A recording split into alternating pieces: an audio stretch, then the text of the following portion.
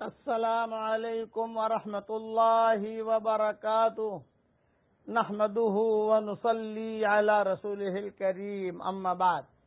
آج کا سبق سن لیجئے۔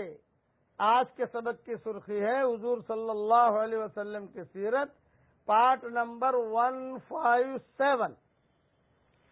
حضرت عمر اپنے ساتھ جن لوگوں کو لے کر چلے تو ایک تو ان کے بھائی تھے بڑے، زید بن خطاب، عیاش بن ربیعہ، ایسے 20 نوجوانوں کو لے کر حضرت عمر چلے۔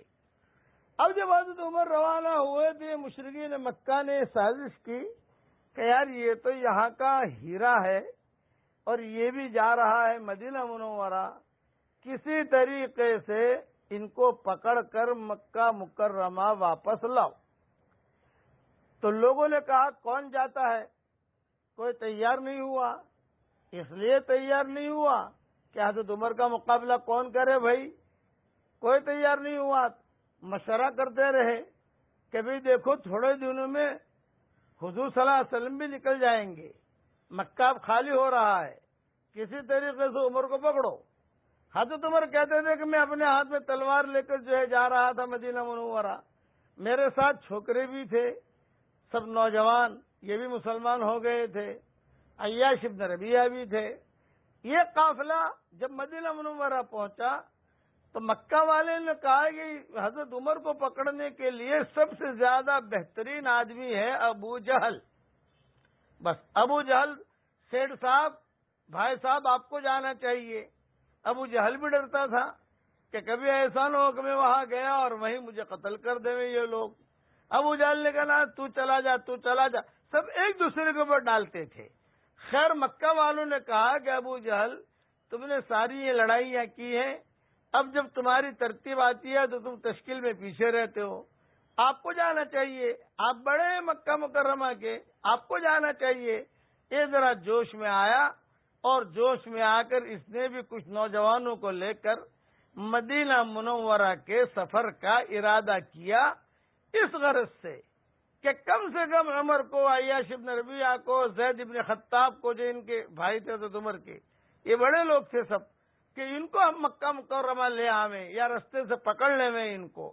یہ کہہ کر جیسے 20 یہ نکلے ہیں، انہوں نے کہا 50 سمجھائیں گے، لیکن کوئی بھی آدمی ابو جہل کا ساتھ دینے کے لیے تیار نہیں تھا۔ کیوں؟ کہ بھی تو تم ظلم کر رہے ہو، کسی کو جہاں جانا ہے جانے دو۔ خلاصہ کلام یہ کہ یہ ابو جہل کچھ چھوکروں کو لے کر، کچھ لڑکوں کو لے کر مدینہ منورہ پہنچ گیا۔ جب مدینہ منورہ پہنچا تو حضرت عمر کو تو ہاتھ لگانے کی ہمت ہوئی نہیں۔ یہ کہا بھی میرے پاس آنا مت، میں نے مکہ سارا چھوڑ دیا ہے، مجھے کو چھیڑنا مت۔ لیکن ایک صحابی تھا عیاش بن ربیعہ، اس کے پاس ابو جہل آیا اور اس نے کہا کہ تو مکہ چھوڑ کر آیا ہے، تیری ماں نے قسم کھائی ہے جب تک تو مکہ میں نہیں آئے گا تیری ماں کھانا نہیں کھائے گی، تیری ماں کنگھی نہیں کرے گی، تیری ماں دھوپ میں بیٹھی رہتی ہے کہ میں سائے میں نہیں آؤں گی جب تک میرا بیٹا عیاش بن ربیعہ یہاں آتا نہیں ہے، اس لیے تو ہمارے ساتھ چل۔ تو حضرت عمر سے مشورہ کیا۔ حضرت عمر نے کہا کہ ہرگز نہیں جانا، یہ جھوٹ بول رہے ہیں یہ لوگ، لیکن ماں کی محبت کی وجہ سے ان کا دل بھر آیا کہ پتہ نہیں اب کیا ہوگا، میری ماں مر جائے گی۔ ابو جہل نے ایسا منظر کھینچا مدینہ منورہ آ کر کہ تیری ماں مر جائے گی، یہ ہوگا۔ اچھا یہ ابو جہل مدینہ منورہ میں جو لوگ مکہ سے ہجرت کر کے آئے تھے یہ سب کو جو ہے ٹارچر کرتا تھا مدینہ آ کر کہ تم چلو ہمارے ساتھ واپس، ہمارے ساتھ چلو، ہم یہ کریں گے یہ کریں گے۔ صحابہ نے کہا جو مکہ سے آئے تھے انہوں نے کہا تجھے جو کرنا ہے کر، ہم نہیں آتے۔ ایک عیاش بن ربیعہ ابو جہل کی باتوں میں آ گئے اور عیاش بن ربیعہ اپنی ماں کی محبت کی وجہ سے کہ میری ماں کہیں مر نہ جائے یہ واپس آئے، اور جب واپس آنے لگے تو راستے میں ابو جہل نے ان کو جو ہے گویا جیل میں ڈال دیا۔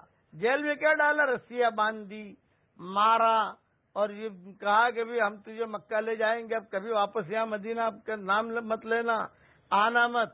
اب جب ابو جہل مکہ مکرمہ لے کر عیاش بن ربیعہ کو پہنچے تو عیاش بن ربیعہ کو حضور صلی اللہ علیہ وسلم نے دیکھا کہ یہ لوگ بہت مار رہے ہیں، تو حضور صلی اللہ علیہ وسلم نے فجر کی نماز میں قنوت نازلہ شروع کر دی۔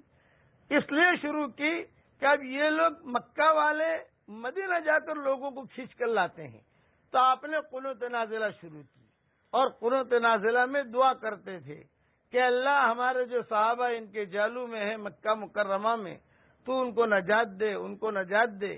وہ قنوت نازلہ جو شروع ہوئی مکہ مکرمہ میں، حضور صلی اللہ علیہ وسلم نے پڑھنی شروع کی، وہ اللہ نے قبول کی، اور اس طریقے سے جتنے لوگ بھی وہاں سے مدینہ منورہ سے واپس مکہ آ گئے تھے، مرتد ہو کے تو نہیں آئے تھے، لیکن یہ کہ بس تم ہمارا مکہ مت چھوڑو، اصل تمہارا گھر تو مکہ ہے، تم کیوں جا رہے ہو یا مدینہ کی کیا کرو گے؟ تو حضور کا ٹینشن ہوا کہ بھئی یہ تو بڑا مسئلہ ہے، تو آپ نے قنوت نازلہ وہاں سے شروع ہوئی ہے۔ قنوت نازلہ کی تاریخ بھی ذہن میں رکھنا کہ سب سے پہلے حضور صلی اللہ علیہ وسلم نے قنوت نازلہ مکہ مکرمہ میں شروع کی، اور کہتے تھے اللہم انجل ولید ابن ولید و عیاش ابن ربیعہ و فلاں، یہ دعا مانگتے تھے۔ بقیہ تفصیل کل انشاءاللہ پوری